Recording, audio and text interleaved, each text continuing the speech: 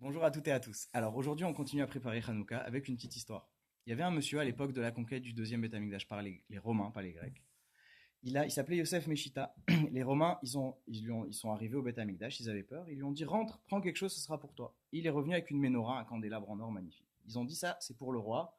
Toi, tu vas retourner prendre autre chose. Il a dit non, j'ai énervé mon créateur une fois, pas deux. Il s'est rendu compte de ce qu'il avait fait. Et alors, ils ont menacé de le torturer. Finalement, il a refusé. Ils l'ont torturé. Il a refusé de retourner dans le Tamikdash. Il a dit j'ai énervé mon créateur une fois, pas deux. Et il a enduré des choses terribles.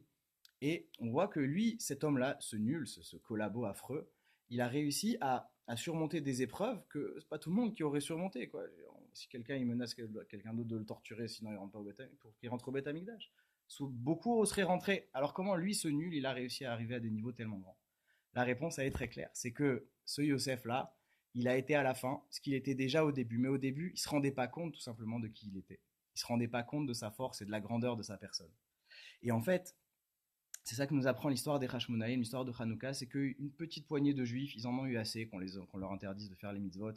Ils ont dit, nous, on va faire, peut-être qu'on se fera tuer, mais on va faire ce qu'on a à faire.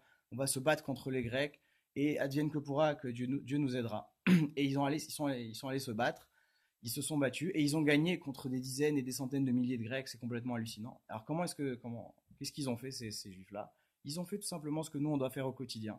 C'est-à-dire que nous maintenant on se dit comment est-ce que je vais surmonter les épreuves de mon existence, etc. Mais c'est très simple. Tu es un type fantastique, tu es une femme fantastique, tu as plein de force. Maintenant, commence par faire ce que tu es capable de faire et tu vas te rendre compte de toute l'étendue de ta puissance personnelle.